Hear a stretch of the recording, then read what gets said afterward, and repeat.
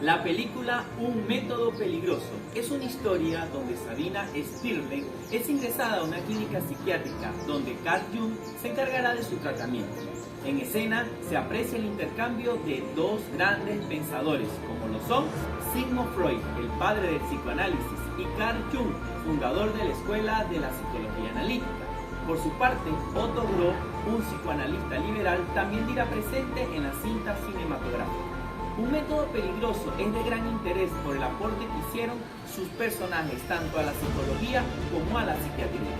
Mis compañeras María Matilde Graterol, María Esperanza Rojas y mi persona, Jadia Boucouzan, te invitamos a apreciar un análisis argumentativo de esta película bajo la luz de los elementos del modelo teórico psicoanalítico. ¡Acompáñanos!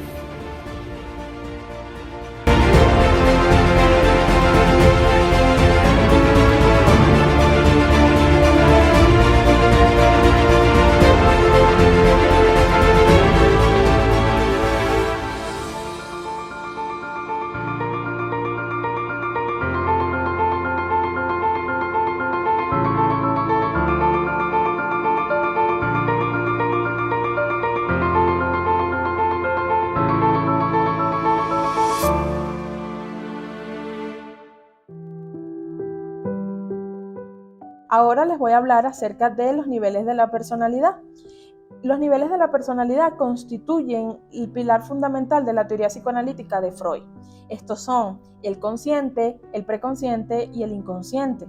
Freud quiso de alguna manera representar estos niveles de la personalidad con la imagen de un iceberg, tal como podemos ver en nuestra presentación. El consciente es aquello que está encima del agua, es lo que podemos ver. En ella se almacenan las experiencias y las sensaciones de las cuales tenemos conciencia en un momento dado.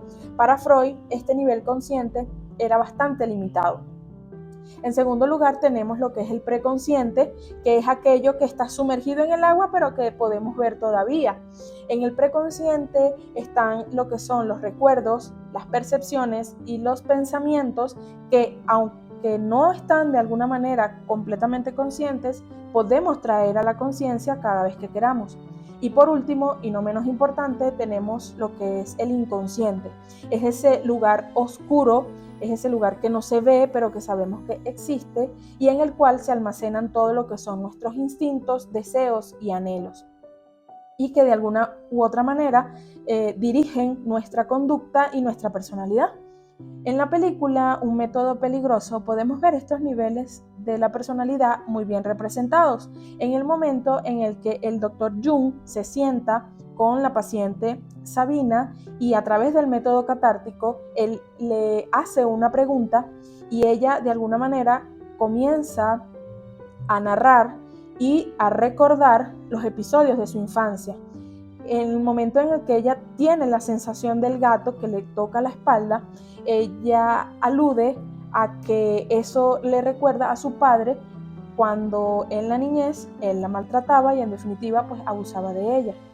Este método le sirvió para traer a la conciencia esos elementos que se encontraban en el inconsciente, tales como el placer, la humillación, así como también el preconsciente nos muestra en la película que ella recuerda esos episodios de forma traumática y de alguna u otra manera el inconsciente buscó de suprimirlos, de reprimirlos. Luego tenemos lo que son la parte de los instintos. Los instintos son esos impulsos vitales que conducen nuestra conducta. Freud de alguna manera estableció dos instintos, el instinto de vida y el instinto de muerte. El instinto de vida básicamente se orienta a nuestra supervivencia, por eso tiene que ver con las cosas más básicas de nuestra existencia, tales como el alimento, el agua, la bebida, el aire y de alguna manera el sexo. Y están también los impulsos de muerte que nos llevan a nuestra propia destrucción. Por eso tienen que ver con lo que es las guerras, las peleas, las discusiones y en definitiva pues el matar a las otras personas. Esta parte de los instintos se ve bien representada cuando Sabina, ya una vez que está estudiando medicina, inclusive está ya realizando la tesis, se reúne con el doctor Jung y hablan acerca de este instinto vital sexual como contraparte al instinto de muerte. Ella afirma que si este instinto sexual produce cierto placer, ¿por qué es muy fácil reprimirlo?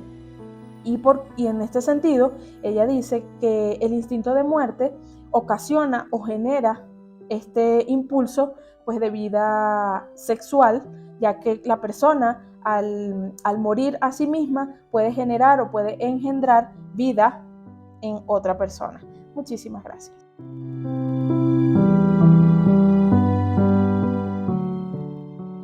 Dentro de nuestro análisis adquiere gran importancia el desarrollo temprano en la formación de la personalidad. Para el psicoanálisis, las primeras experiencias y las relaciones que tiene el niño con sus padres o cuidadores moldean los cimientos de la personalidad.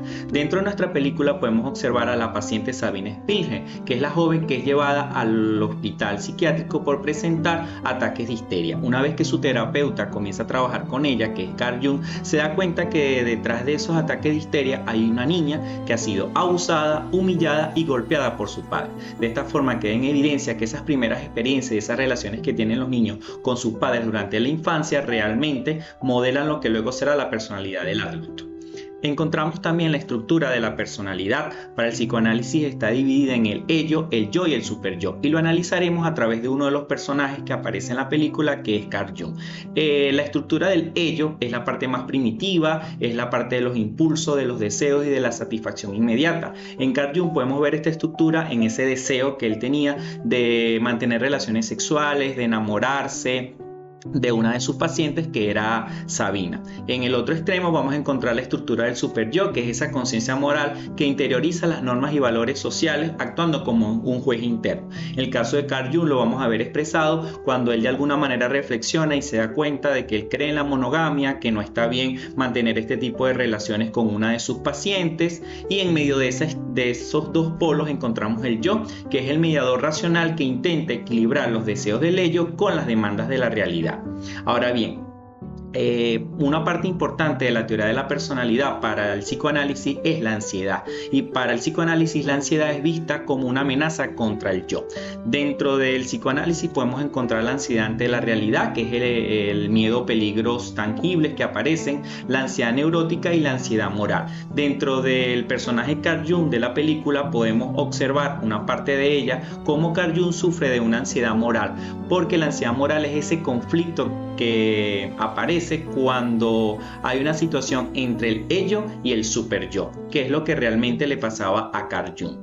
Cuando esta ansiedad de alguna manera no es trabajada de la forma correcta, las personas empiezan a activar mecanismos de defensa. Vamos a analizar cuáles fueron esos mecanismos de defensa que de alguna manera se vieron reflejadas en la personalidad de Carl Jung. Por una parte, la represión. La represión es ese mecanismo de alejar de la conciencia pensamientos, recuerdos o deseos inaceptables. En el caso de Carl Jung lo vemos expresado cuando él de alguna manera intenta olvidarse de Sabina, olvidar su enamoramiento hacia ella, y realmente está aplicando este mecanismo de represión. Por otra parte está el mecanismo del desplazamiento, que es transferir esos impulsos del ello a otro sustituto que esté disponible. Es cierto que Carl Jung de alguna manera deja la relación con Sabina, pero al final de la película observamos que Carl Jung, lo mismo que hacía con Sabina, que era enamorarse, mantener relaciones sexuales, ya no lo hace con Sabina, pero sí lo hace con otra paciente. Por lo tanto, allí hay un mecanismo de defensa que es de desplazamiento. Y finalmente la sublimación, que es modificar los impulsos del ello hacia conductas socialmente aceptables. El caso de Carl Jung lo vemos reflejado cuando él de alguna manera deja de atender a Sabina como su paciente, pero también deja de pasar consultas en el hospital psiquiátrico donde se veía con ella. Ahora modifica el lugar de consultas a su casa, cerca de su esposa, dentro de su hogar. De alguna manera allí estaba aplicando ese mecanismo de defensa que es la sublimación.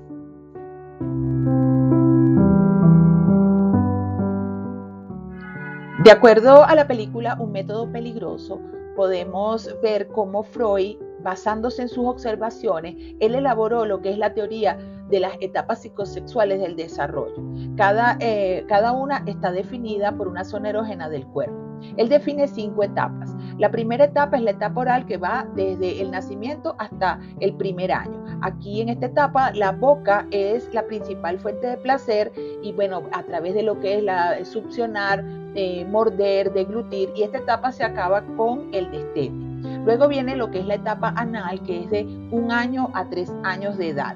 En esta etapa es donde en la película se hace, vamos a decir, énfasis, es la etapa donde pues se sucede lo que es el control de los esfínteres, y hay una conversación entre Jung y Freud acerca de la paciente que le manifiesta a Jung pues ciertas características para que ella desarrollaba cuando era niña, y Freud le hace mención de que la mayoría de sus pacientes como que se quedan estancados en esta etapa, y esto pues trae unas consecuencias a nivel de lo que es el comportamiento y la personalidad. Luego viene lo que es la etapa fálica, que va desde los 4 años a los 5 años. Esta es como la última de las etapas pregenitales o de la niñez.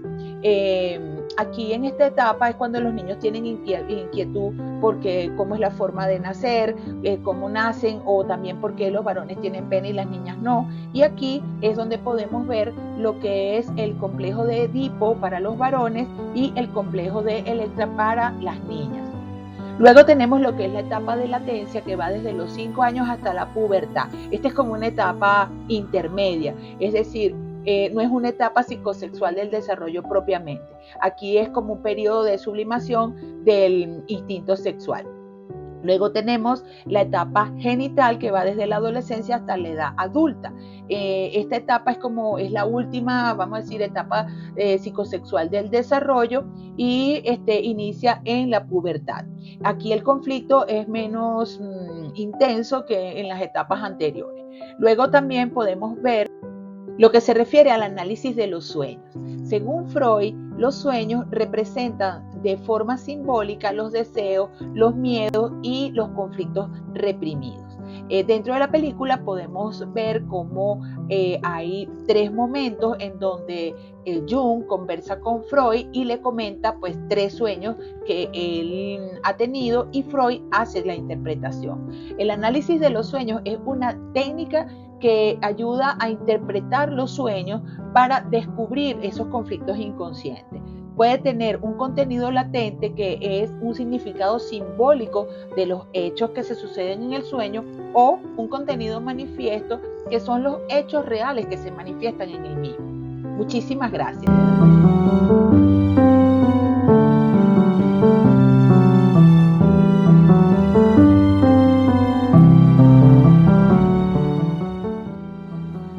Número 1. Adquiere una gran importancia el desarrollo temprano, infancia, en la formación de la personalidad adulta. Número 2. En el ejercicio profesional de la psicología se debe evitar la transferencia hacia los pacientes. Número 3. Nuestra mente se asemeja a un iceberg, en donde el consciente es solo la punta visible, pero la gran parte está conformada por el inconsciente y preconsciente. 4. Es necesario fortalecer la estructura de la personalidad del yo para llevar a cabo una vida sana y funcional. Número 5. Cuando nos percatamos que estamos utilizando mecanismos de defensa, lo más saludable es acudir a terapia profesional. 6. Es necesario transitar por las etapas psicosexuales del desarrollo, evitando estancamiento en cualquiera de ellas.